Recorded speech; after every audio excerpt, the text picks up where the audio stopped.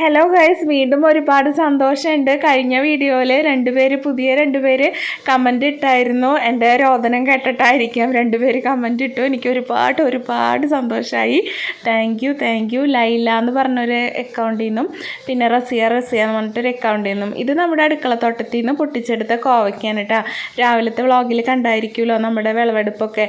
അപ്പോൾ കോവയ്ക്ക് വലുതായത് കാരണം തന്നെ ഇങ്ങനെ 4 പാർട്സാക്കി കട്ട് ചെയ്തിട്ട് ചെറുതായിട്ട് അരിഞ്ഞെടുക്കുകയാണ്. ഇന്ന് എന്നെ കിച്ചണിൽ സഹായിക്കാനായിട്ട് ആമിക്കുട്ടിയുണ്ട്. ആമിക്കുട്ടിക്ക് ഞാൻ ചെയ്യണ പോലെയൊക്കെ ചെയ്യണമെന്നാണ് പറയണേ.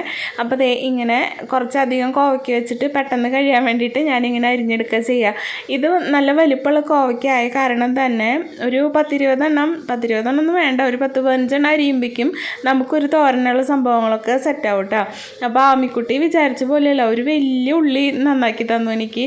അത് ക്ലീനാക്കി തന്നു കേട്ടോ. അപ്പോൾ അതൊക്കെ എനിക്ക് ക്ലീനാക്കി പൊളിച്ചൊക്കെ വെച്ച് തന്നേക്കാണ് ചുള്ളത്തി. അപ്പോൾ മാറിപ്പൊക്കോ വെള്ളമൊക്കെ തെറിക്കും, കത്തിയൊക്കെ കൊണ്ടാൽ മുറിയെന്നൊക്കെ പറഞ്ഞിട്ട് സമ്മതിക്കണില്ല കേട്ടോ.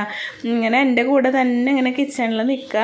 പിന്നെ ഞാൻ നാളികേരമൊക്കെ പൊട്ടിച്ചെടുക്കണ കണ്ടപ്പോൾ എനിക്കത് കഴിക്കാൻ വേണമെന്ന് പറഞ്ഞിട്ട് നിൽക്കാനുണ്ട്. അപ്പോൾ ഞാൻ പെട്ടെന്ന് ആ ചിരവയൊക്കെ കഴുകിയിട്ട് വേഗം ആമിക്കുട്ടിക്ക് ചിരകിയിട്ട് കുറച്ച് ആമിക്കുട്ടിയും കൊടുത്ത് കുറച്ച് ഞാനും കഴിച്ചു. നല്ല ടേസ്റ്റ് ഉണ്ടായിരുന്നു. നല്ല പച്ച നാളികേരം നമുക്ക് ഇന്നലെ വ്ളോഗിൽ കണ്ടില്ലേ, വീണ് കിട്ടിയതാണ് കേട്ടോ. അതിൻ്റെ നാളികേരമാണ്. അപ്പം അത് കഴിക്കാനായിട്ട് നല്ല രസമുണ്ടായിരുന്നു. അപ്പോൾ അരിഞ്ഞൊക്കെ വെച്ചു, ഇൻഗ്രീഡിയൻസ് ഒക്കെ സെറ്റാക്കി വെച്ചിട്ടുണ്ട്.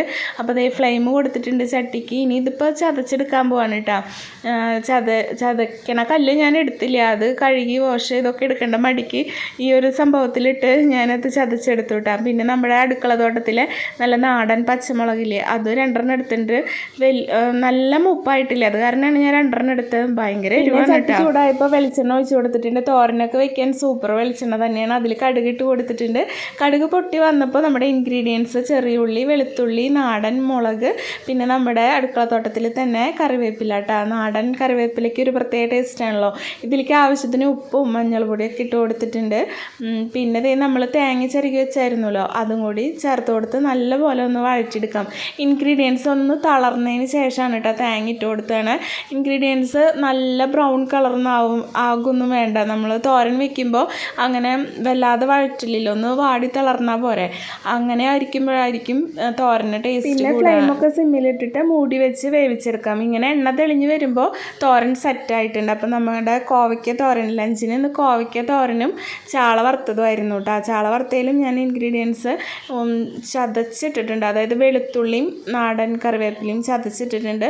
അപ്പം പിന്നെ മീൻകറി ഒന്നും എടുത്തില്ല. പിന്നെ തോരൻ സെറ്റാവണ നേരം കൊണ്ട് കിച്ചണൊന്ന് ക്ലീൻ ചെയ്തിട്ടുണ്ടായിരുന്നു. സബ്സ്ക്രൈബ് ചെയ്യാൻ മറക്കല്ലേ, കമൻറ്റ് ചെയ്തോളൂ.